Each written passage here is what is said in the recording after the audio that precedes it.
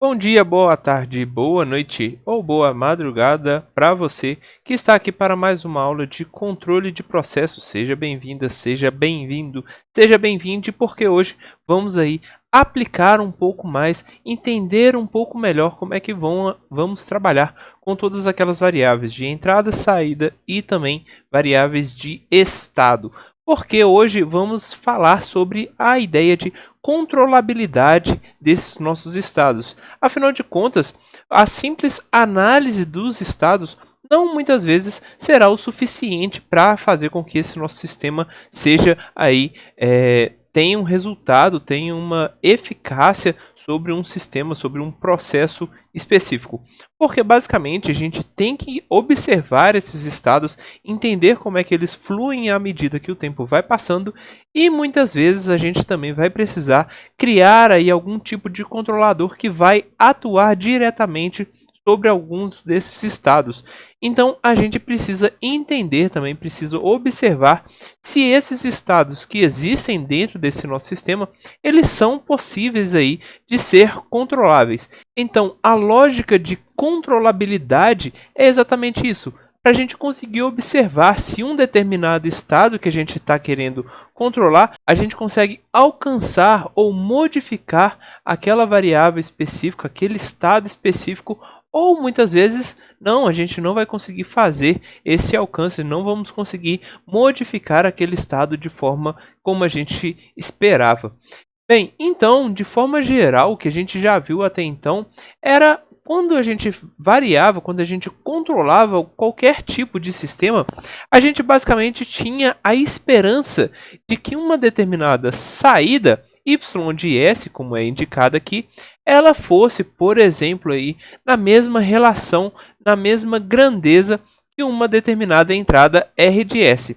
Ou seja, se por um acaso a gente quisesse fazer com que um carro atingisse uma velocidade específica, aqui, por exemplo, uma entrada de 100 metros por segundo, a gente esperava que a saída desse carro seja também essa 100 metros por segundo. Então, a gente tinha essa esperança.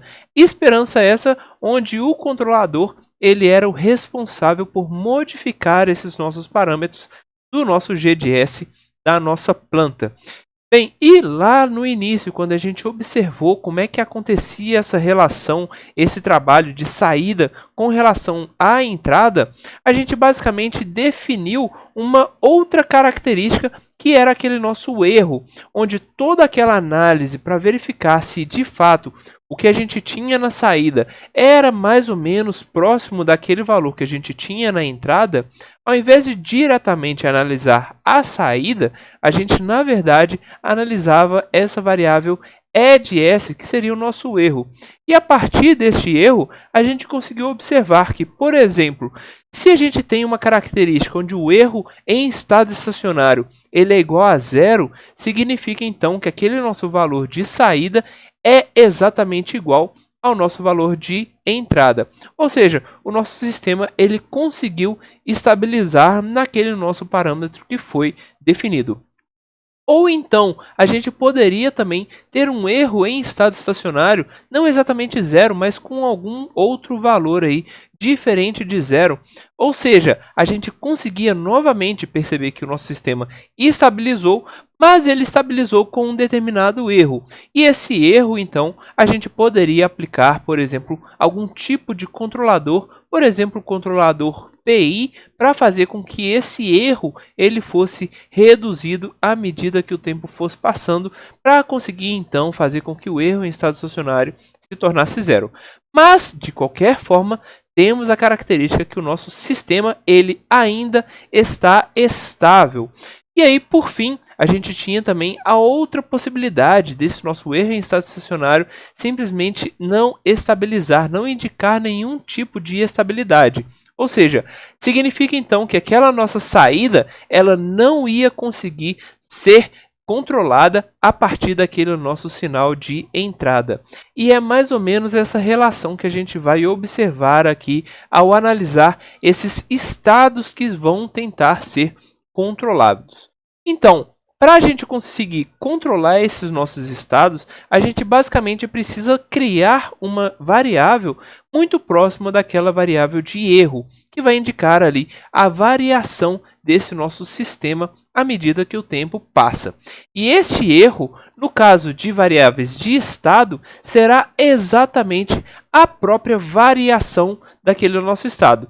De modo que a gente sabe que, se por um acaso a gente tem uma variável x de k qualquer, um estado qualquer aqui, se por um acaso existe uma variação de x de k, ou também a gente poderia indicar como um x ponto, e essa variação ela é igual a zero, significa então que aquele nosso estado ele está controlado a partir de uma entrada específica u. Então, se a gente conseguiu, implementando essa entrada, a gente observa que, à medida que o tempo foi passando, de repente, a variação desse estado ela é igual a zero, significa então que aquela nossa entrada u conseguiu estabilizar, conseguiu manter esse nosso estado em um patamar específico. Ou também temos a outra possibilidade, onde a nossa variação desse nosso estado x de k qualquer, ela não estabiliza, ela não fica igual a zero. A gente não tem uma variação constante, nós não temos uma variação nula. Então, significa que esse nosso estado, à medida que o tempo vai passando, ele está sempre aumentando ou reduzindo o seu valor. Então, se ele não estabiliza, se ele não mantém essa nossa variação igual a zero, significa que ele simplesmente não foi possível de ser estabilizado a partir daquela nossa entrada U. Bem, gostaria de mostrar para vocês então como é que a gente vai conseguir observar essa relação dessa variação desses estados acontecendo relacionado à entrada especificamente, que é a variável que vai ser importante para indicar essa possibilidade de controle de um estado. Bem, neste primeiro exemplo, observem aqui que a gente vai representar um sistema bem simples, onde temos aqui uma variável x1, um estado também x2. Bom, observem que, neste caso, a saída não será importante, porque para verificar se esse estado está sendo corretamente controlado, a gente basicamente vai precisar da nossa entrada U de S.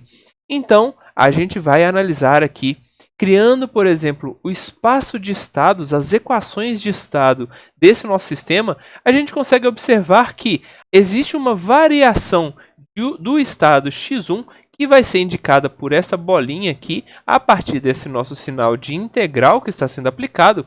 Então, esta variação de x1 ou x1 ponto, ela vai ser definida como menos 2 vezes x1 mais a entrada U de S vai ser responsável por modificar esse nosso x1 ponto. Além disso, temos aqui também esse nosso x2 ponto que vai aparecer sobre esta bolinha. Como é que a gente consegue observar isso? Bem, temos aqui o nosso integral, a nossa função de integração desse nosso x2 ponto. Então, conseguimos observar que esse x2 ponto vai ser responsável, vai ser igual a d vezes o nosso x1 mais, aliás, menos 3 vezes o nosso x2, que é indicada aqui por essa nossa equação, por essas nossas matrizes, como é representado aqui embaixo.